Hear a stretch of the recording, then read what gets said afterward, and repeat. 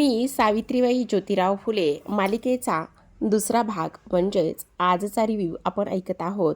आता इकडे सावित्रीबाई आई होऊ शकत नाही किंवा त्यांना आत्तापर्यंत मूलबाळ झालं नाही, म्हणूनच हा सगळा काही घाट इथे घातलेला असतो. सावित्रीबाईंच्या वडिलांना इथे बोलवलेलं असतं आणि असं सांगण्यात आलेलं असतं की हे बघ सावी, मी काय म्हणतो ते तू नीट ऐक. आता तूच तुझ्या नवऱ्याला सांग, हे बघ जावई बापूंचं तुझ्यावर खूप प्रेम आहे, खूप माया आहे, पण आत्ता तू त्यांना सांग आणि समजव की इथे तुम्ही दुसऱ्या लग्नासाठी तयार व्हा. काही झालं तरी तुम्ही दुसरं लग्न करा. ह्या सगळ्या गोष्टी आता इकडे ते बोलत असतात. तेव्हा सावित्रीबाईंच्या सासूबाई म्हणत असतात, हो गं हो सावित्री, हे बघ जर दुसरं लग्न झालं तर ह्या घराला वंश मिळेल आणि सगळं काही मार्गी लागेल.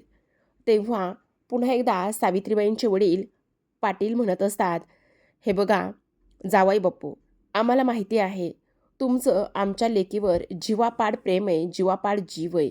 तुम्ही तिला तळ हाताच्या फोडाप्रमाणे जपता, पण तुमच्या घराला वंश मिळावा असं वाटत असेल तर तुम्ही लग्न करा दुसरं आणि सावित्रीला सवत आणा.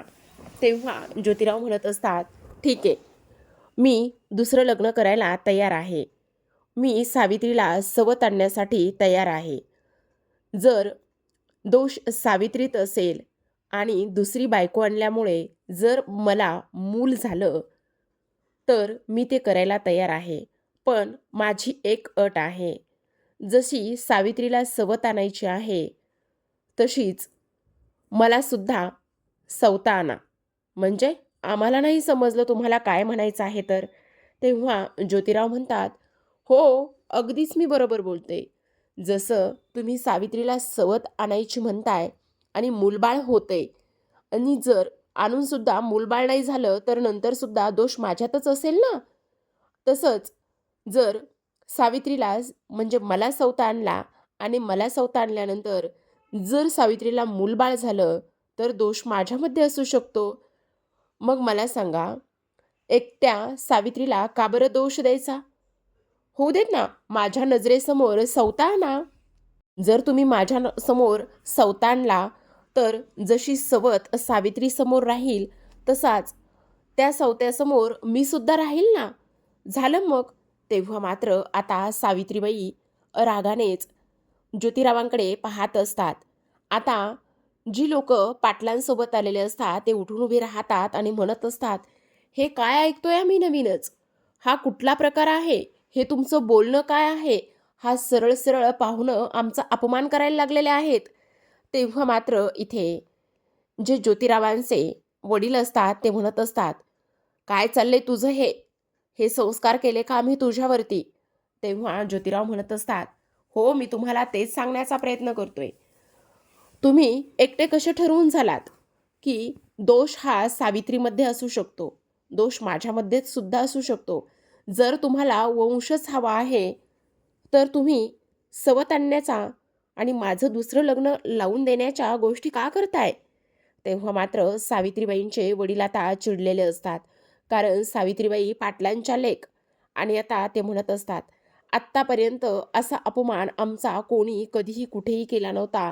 जो अपमान आज आमचा इथे या ठिकाणी आमच्या जावयाच्या थ्रूच झालेला आहे, असं म्हणून ते रागानेच तिथून निघून जातात. आता आपण पाहतो की इकडे ज्योतिराव त्यांच्या खोलीमध्ये असतात. त्यांचं वाचन हे सुरू असतं. आता धावतच सावित्रीबाई दरवाजा उघडून आत येतात आणि कडी लावून घेतात. त्या खूप जास्त त्रागा करत असतात.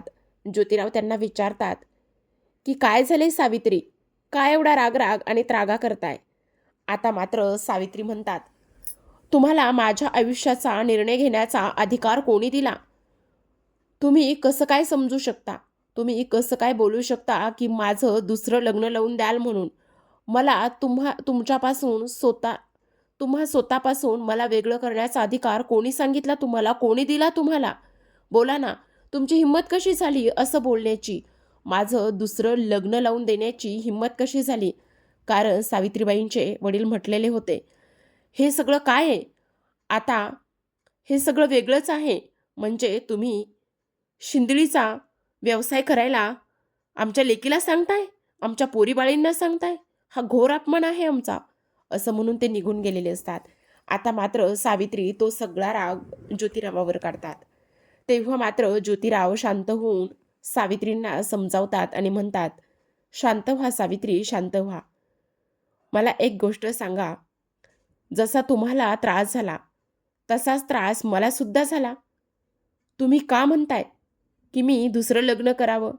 तुम्ही का म्हणताय की तुम्हाला सवत आणायची? अहो, मग मला एक गोष्ट सांगा, मी तुम्हाला एवढे शिक्षणाचे धडे दिले, एवढं सगळं काही मी तुम्हाला स्त्री पुरुष समानता याबद्दल नाही नाही त्या गोष्टी सांगितल्या. मग स्त्री पुरुष समानता म्हणजे नेमकं काय? तर स्त्रीने खांद्याला खांदा लावून चालणं. मला सांगा, जेव्हा तुम्ही असं म्हणालात की सवत आणा, तेव्हासुद्धा मला तेवढाच त्रास झाला जेवढा तुम्हाला झाला. तुम्ही ह्या समाजाचं ऐकून, घरच्यांचं ऐकून सवत आणण्याच्या गोष्टी का बरं केल्या? नाही करायला पाहिजे त्या गोष्टी. कारण मी तुम्हाला एवढं सगळं शिकवून, एवढ्या सगळ्या काही ज्ञान देऊन त्याचा काय उपयोग झाला सावित्री? हे बघा, आपण बौद्धिक वाढीच्या गोष्टी, त्याचबरोबर ह्या समाजाला पुढे नेण्याच्या ज्या काही गोष्टी करतो, त्या एवढ्या सोप्या नाही आहेत. हे बघा, हे एवढं सोपं नाही आहे. म्हणजे मला नाही समजलं. खरं तर माझं चुकलं, मला माफ करा, असं सावित्री म्हणतात आणि ज्योतिरावांचे पाय पकडतात. तेव्हा लगेच आता ज्योतिराव खाली बसतात, सावित्रीचे हात धरतात आणि म्हणत असतात, शांत व्हा. हे बघा, शांत व्हा. ह्यामध्ये तुमची काही चूक नाही आहे. हे जे काही वादळ आले ते फक्त असं तसं आलेलं वादळ नाही आहे. आपण स्त्री पुरुष समानता म्हणतो, मग ती कशी म्हटली जायची आणि कशी अंगी बाळगायची हे महत्त्वाचं आहे. तुमच्या एवढं माझं मन मोठं नाही आहे आणि तुमच्या एवढं मला विचार करायला नाही जमत. तुम्ही हुशार आहात.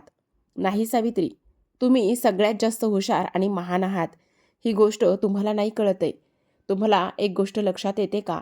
हे जे काही वादळ आले ते एवढ्या सहजासहजी वादळ आलेलं नाही आहे.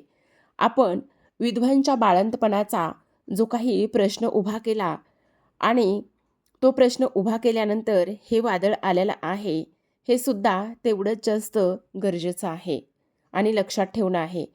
तेव्हा सावित्री म्हणतात, हो, तुम्ही म्हणताय ते अगदी बरोबर बसेल. पण तेव्हा ज्योतिराव म्हणत असतात, अजूनसुद्धा वेळ आहे. तुम्ही खूप मोठं पाऊल टाकलं आहे. तुम्ही खूप मोठ्या गोष्टी ते करायला घेतल्या आहेत.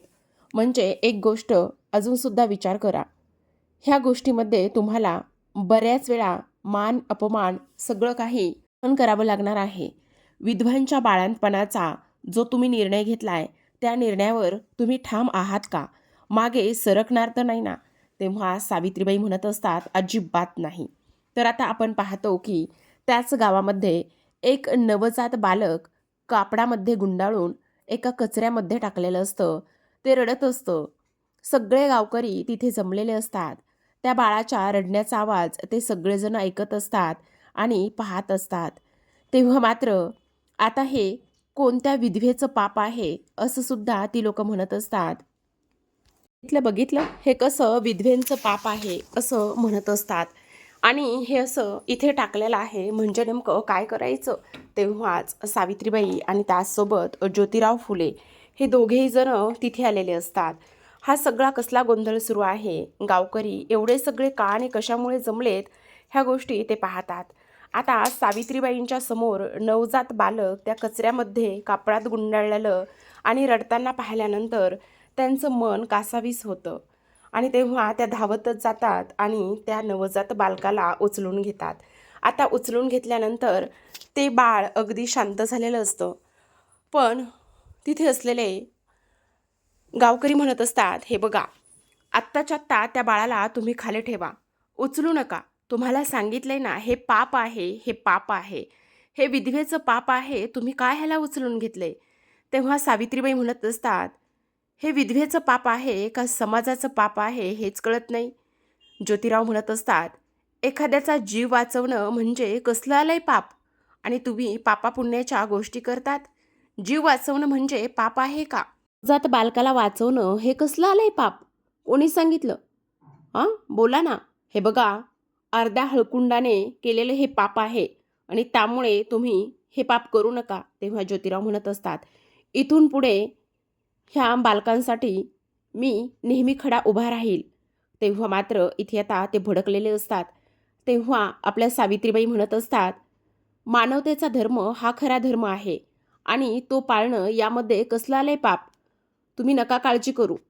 माणुसकी हाच खरा रिवाज आहे, हेच मानतो आम्ही. हे बघा, हजारो वर्षापासून चालत आलेले रीतिरिवाज आणि परंपरा तुम्ही असे मोडू नका, तुम्हाला सांगतोय मी. पण आता मात्र सावित्रीबाई आणि ज्योतिराव खंबीरपणे उभे राहिलेले असतात आणि त्या बालकाला आधार दिलेला असतो. तेव्हा ज्योतिराव म्हणत असतात, चला, विधवा प्रसूती कार्याच्या आपल्या नवीन कार्याला सुरुवात झालेली आहे.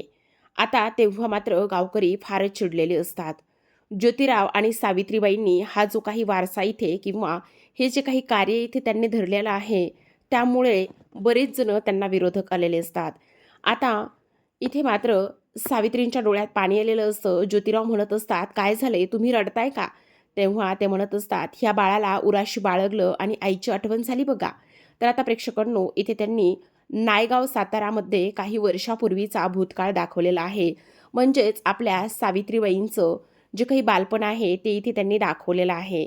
तर तेच आपण खूप सुंदर पद्धतीने रेखाटलं आहे, तेच एन्जॉय करूयात. आता सावित्रीबाईंच्या आई म्हणजेच लक्ष्मी ह्या देवघरामध्ये देवपूजा करत असतात. तेवढ्यातच पाटील आलेले असतात आणि ते त्यांच्या कारभारणीला आवाज देत असतात. लक्ष्मी, अहो लक्ष्मी, तुम्ही कुठे आहात? अहो कारभारीणबाई, येताय का? तेव्हा त्या बाहेर ताट घेऊन येतात आणि तेव्हा पाटील म्हणत असतात, काय म्हणायचं बवा, तुम्हाला तर किती आणि कोणत्या कोणत्या नावाने आवाज द्यायचा, तेव्हा कुठे तुम्ही जाऊन येता? बघा तर, इथे आपलं धन्याचं खळं झालेलं आहे. तेव्हा लगेच आता इकडे लक्ष्मी पाटलांचं टिळक लावून औक्षण करत असतात. इथे मुक्या जनावरांचं म्हणजेच बैलांना सुद्धा गंध पायावर पाणी ओतून त्यांचं सुद्धा त्या औक्षण करायला सुरुवात करत असतात. तर आता आपण पाहतो की इकडे पाटील अक्काबाई अक्काबाई म्हणूनच आवाज देतात आणि म्हणत असतात, धान्याची रास आलेली आहे. काय रे, किती झालंय ह्या वर्षीचं धान्य? झालंय 20 मन. काय, एवढंच झालंय होय? अरे काय बाबा, हे वाढतच नाही पुढे. तेव्हा पाटील म्हणत असतात, अगं अक्का, काय असं करतेस? हे बघ, विहिरी, तलावं, नाले, नद्या ह्या कोरड्या पडल्यात. पण आता मी तुला शब्द देतो, पुढच्या वर्षी ह्याहून जास्त धान्य मी पिकवण्याचा प्रयत्न करेल. तेव्हा मात्र इथे आता आमची सावी कुठे आहे? अरे काय बोलायचं, सावी कुठे आहे काहीच कळत नाही. पण मी काय म्हणतो, हे बघा, आता रास उतरतीये आणि छान अशी कणगींची जी काही पूजा आहे ती करून घ्या. पण बघ, तुझी पोरगी आहे तरी का घरी? इथे बापाला गुळाने पाणी देण्यासाठी आहे का? अजिबात तिचा पाय नाहीये घराला. नुसती हुंदडत असते आणि खेळत असते. तेव्हाच आता लक्ष्मी म्हणत असते, अहो अक्कासाहेब, असं का म्हणताय तुम्ही? तेव्हा पाटील म्हणत असतात, ते बघ, माझ्या सावीने माझ्यासाठी गुळाने पाणी ठेवून गेलेली आहे. खेळू देत ग, तिचे खेळण्याचे बागडण्याचे दिवस आहेत.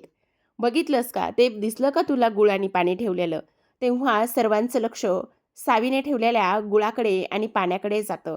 खरं तर लेक ही बापाची लाडकी आहे, असतेच. तशीच आपल्या ज्या सावित्रीबाई आहेत त्यासुद्धा त्यांच्या वडिलांच्या फार लाडक्या. आता पाटील धावतच गुळाने पाण्याकडे जातात. जे की सावित्रीने ठेवलेलं असतं ते घेतात आणि त्याचसोबत तोंड गोड करत असतात. आता मात्र इकडे अक्कासाहेब सावित्रीला बोल लावत असतात. खरं तर ह्या पोरीला काहीही येत नाही, काहीही कळत नाही. तेव्हा लक्ष्मी म्हणत असतात, अहो तुम्ही असं काय म्हणताय? माझ्या सावित्रीला का बरं नाव ठेवताय तुम्ही? अगं मग तिचे गुण गाण्यासारखं आहे तरी काय तिच्यामध्ये? सांग बरं जरा मला. तेव्हा लक्ष्मी म्हणत असतात, काय नाही आहे माझ्या सावीमध्ये? सगळं तर आहे माझ्या सावीमध्ये. आणि म्हणूनच त्या त्यांच्या सावित्रीचं कौतुक करतात. हो, गुणाची लेक आहे माझी. नजरेत वीज आहे माझ्या लेकीच्या. ही चालती कशी डौलाने, अगदी राजहंसावाने. आणि तिने काढलेल्या रांगोळीवर कोणाचीही नजर नाही हटत बघा. जे तिने ठरवलं तेच ती करणार. नाय हा शब्द ठाव नाही बघा तिला. माझ्या सावीचं नाव दुसरं म्हणजे जिद्द. जी सावी म्हणजे जाईजुईचा मांडव आहे बघा. असली की बघा चांदण्यांची जणू पखरणच होते. तर इकडे लक्ष्मी सावित्रीचं कौतुक करत असतात. तर दुसऱ्या बाजूला सावित्री जल्लोषामध्ये तिचा खेळ खेळत असते. तेवढ्यातच आता आपण पाहतो की नुकतीच लग्न झालेली राधा विहिरीवरून पाणी आणत असते, नदीवरून पाणी आणत असते आणि तिचं लक्ष सावित्रीकडे जातं आणि तिथे आखलेल्या त्या डावावरती पडलेलं असतं. सावित्री तिला म्हणत असते, "अगं राधा, काय झालंय तुला? काय चाललंय तुझं? तुझं लक्ष कुठे आहे? चल ना जरा खेळूयात." तेव्हा राधा म्हणत असते, "नाही गं बाई, नको नको. मला काही खेळायला जमणार नाही." "अगं, असं काय करतेस? का नाही तुला खेळायला जमणार? चल खेळ." "नको गं बाई, माझ्या सासूला जर माहिती झालं तर माझी सासू फारच ओरडेल, रागवेल बघ." "नाही ओरडणार, तू नको काळजी करू. आणि जर तुझ्या सासूला समजलं, जर तुझी सासू तुला ओरडली ना, तर मी आबासाहेबांना सांगेल की तुला शिक्षा नाही द्यायला." "नक्की सांगशील ना पण सावी?" "हो, हो, नक्की सांगेल. तू नको काळजी करू. चल खेळ तू. एक डाव आमच्याबरोबर खेळ." असं म्हणून तिला आता ती खेळायला लावत असते. तेव्हा मात्र राधा तिथेच पाण्याचा हंडा ठेवते आणि सावित्रीबरोबर खेळते. आता आपण पाहतो की एक मुलगा धावतच आलेला असतो आणि म्हणत असतो, "अगं राधे, तू इथे काय करतेस? चल लवकर. तुझी सासू फार भडकली. खूप चिडली, राग-राग करती. तुला पाटकनच तिकडे घरला बोलावून धाडलेलं आहे." तेव्हा मात्र सावित्री म्हणत असते, "हे बघ राधा, तू आत्ता जातेस बरं का, पण दुपारच्या वेळेला येऊन हा आमचा राहिलेला राज्य तू द्यायचंयस. तुझ्यावर राज्य आलेलं आहे." तेव्हाच राधा म्हणत असते, "ए बाई, आता जाऊ दे गं, प्लीज जाऊ दे गं." जाऊ देईल, पण एका अटीवर. तू आता छान उखाणा घ्यायचा आहेस, मगच जाऊ देईल." तेव्हा आता राधा उखाणा घ्यायला लागते. "कानात बुगडी नाकात नथ, कानात बुगडी नाकात नथ, कमरेला मेखला हवा. संतांजीरावाचं नाव घेते, आमचा जोडा जन्मभर जावा." असं नाव घेते, डोक्यावर पदर सावरते आणि लागलीच कमरेवर हंडा घेऊन तिथून ती चालत जात असते. आणि तेव्हा मात्र म्हणत असते, "एक गोष्ट लक्षात ठेव राधे, जर तू आमचं राज्य नाही दिलंस ना, तर तुझ्या घरला येऊन आम्ही तुझ्या सासूसमोर डाव मांडू. समजलं का?" तेव्हा आलेला मुलगा म्हणत असतो, "चल पटकन चल, तुझी सासू फार ओरडते, रागवली. चल लवकर, तू इथे बसून काय करणार आहेस?" तेव्हा राधा निघून गेलेली असते. दुसऱ्या बाजूला आपण पाहतो की आता पाटलांनी जे धान्य भरून ठेवायच्या कणगी वगैरे आहेत ते सगळं काही आणलेलं असतं आणि तेव्हा ते म्हणत असतात, "आज काय यावर्षी लक्ष्मीबाईंनी फारच तयारी करून ठेवली." "हो, मग उगाचच कशाला? नाहीतर पाटलांचं किती बोलणं ऐकून घ्यावं लागतं. उगाचच पाटील पूर्ण चावडी भरवतात." तेवढ्यातच आता एक माणूस धावत आलेला असतो आणि तो म्हणत असतो, "पाटील, पाटील, पाटील." "अरे काय झाले?" "संताजीला पान लागले." "काय? संताजीला पान लागले? कुठे आहे तो?" "अरे, तो त्या भैरोबाच्या देवळात आहे. चला पाटील लवकर." तेवढ्यातच लक्ष्मी म्हणत असते, "आता भैरोबाच्या देवळात आहे म्हटल्यावर पान चढायचं नाहीये." "नाही, नाही, कसलं चढायचं?" तेव्हा पाटील म्हणत असतात, "त्याला कसला तरी एखादा काढा द्या. म्हणजे ते विष आहे ते पूर्ण शरीरात नाही चढायचं." तेव्हाच त्या माणसाकडून समजलेलं असतं की नाही, त्याने त्या देवाच्या मंदिरामध्येच प्राण सोडलेले आहेत. हे सगळं काही ऐकल्यानंतर पाटील मात्र खालीच कोलमडतात. तर आता लगेचच आपण दुसऱ्या बाजूला पाहतो की संताजीचा मृत्यू झालेला असतो पान लागल्यामुळे. अगदीच पूर्वी बालविवाह व्हायचे. तेव्हा इथे आता शास्त्रीबुवा येतात आणि संताजीचे वडील खूप रडत असतात. एकुलता एक मुलगा होता. आता आम्ही कसं जगायचं, कोणाकडे पाहून जगायचं, काय करायचं कळत नाही. तेव्हा शास्त्रीबुवा म्हणतात, ते त्याच्या नशिबातच होतं. त्याला जर मोक्ष मिळवायचा असेल, तर मग मात्र इथे दिव्याग्नी द्यावे लागेल. म्हणजे काय करावं लागेल? म्हणजे इथे जो काही संताजी आहे त्याच्या बायकोला म्हणजेच राधाला सती जावे लागेल. सती जावे लागेल म्हणजे तिला त्याच्यासोबत दिव्याग्नी द्यावी लागेल. ही गोष्ट ऐकल्यानंतर सगळ्यांना खूपच मोठा धक्का बसलेला असतो. आता इकडे आपल्या सावित्रीचा खेळ अर्धवट राहिलेला असतो आणि सावित्री आपली इकडे राधाला शोधत शोधत घरापर्यंत जाऊन पोहोचलेली असते. समोर जाऊन पाहते तर काय, हा सगळा काही प्रकार तिच्या नजरेस पडतो. समोर जाणार असते तर एक बाई तिला अडवते आणि म्हणत असते, "अगं सावी, इकडे कुठे निघालीस? चल हो माघारी." "काय झालंय?" "अगं त्या राधाचा नवरा, अगं आमचं तिच्याकडं राज्य आहे, ते राज्य घ्यायचे, ती खेळायला येणार म्हटली होती." "अगं तिच्या संसाराचा खेळ झालाय, आयुष्याचा खेळ झालाय. ती कुठलं राज्य देणार आहे? हे बघ लहान पोरींनी हे सगळं पाहायचं नसतं, जा तू घरला." तेव्हा सावी म्हणत असते, नेमकं काय झालंय? संताजीला पान लागलंय, तो मेलाय, तू जा घरी बरू. असं म्हणून ती बाई सावीला आणि त्या छोट्या मुलीला पाठवून देते. तेव्हा सावी मात्र घरी जात नाही. तिथेच अडून हे सगळं काही पाहत असते. तर इकडे शास्त्री बुवा म्हणत असतात, की जरी झालं तरी सुद्धा इथे ह्या सगळ्या गोष्टीवर एकच पर्याय आहे, तो म्हणजे सती जाणं. हे सांगितल्यानंतर ही गोष्ट मात्र सावी ऐकते. धावतच घरी जाऊन आत्याबाईसनी हा प्रश्न पडलेला विचारते, सती जाणं म्हणजे काय? तेव्हा आत्याबाई सांगतात, सती जाणं म्हणजे ज्या मुलीचा बाईचा नवरा मेलाय, तिने त्या सरणावर बसायचं आणि स्वतःच्या नवऱ्याचं डोकं स्वतःच्या मांडीवर घ्यायचं आणि त्याच अग्नीमध्ये तिला जिवंत जाळलं जातं. आता मात्र ती इकडे ह्या सगळ्या गोष्टी थांबवण्यासाठी तिथेच गावामध्ये जाते आणि हा सगळा प्रकार सांगते. पण ते स्पष्टपणे नकार देतात. तेव्हा मात्र सावी सगळ्या गोष्टींपासून माघार घेत नाही. तर ती ठरवते, नाही, मी माझ्या मैत्रिणीला राधाला सती जाऊ देणार नाही. कारण आत्यानं तर सांगितलंय असं-असं असतं म्हणून. मग तिला जिवंत मरण्याचा काय अधिकार आहे? तिला तिचं आयुष्य नाहीये का? तेव्हाच छोट्या सावित्रीनी ही ठरवलेली गोष्ट. जेव्हा इकडे आता जी राधा आहे तिला साज शृंगार करून त्या सरणावरती बसवलं जातं, तेव्हा मात्र सावी तिथे पोहोचते आणि सावी शास्त्रीबुवा इथे अग्निडाग द्यायला निघालेले असतात. त्याच शास्त्रीबुवांच्या हातावरती दगड मारते आणि दगड मारल्यानंतर त्यांच्या हातामध्ये जी काही मशाल असते ती खाली पडते आणि "अगाई गं, अगाई गं" म्हणूनच किंचाळत असतात. आजूबाजूला मागे वळून पाहतात तर सावी तिथे असते आणि घाबरलेली असते.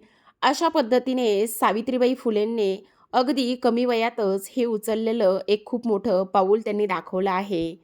आणि प्रेक्षकांनो, ह्याच मालिकेचे सगळे रिव्ह्यू आणि सगळे अपडेट्स पाहायचे असतील, जाणून घ्यायचे असतील, तर नक्की चॅनलला सबस्क्राईब करा. भेटूयात उद्याच्या भागामध्ये. तोपर्यंत पाहत राहा. मी सावित्रीबाई ज्योतिराव फुले.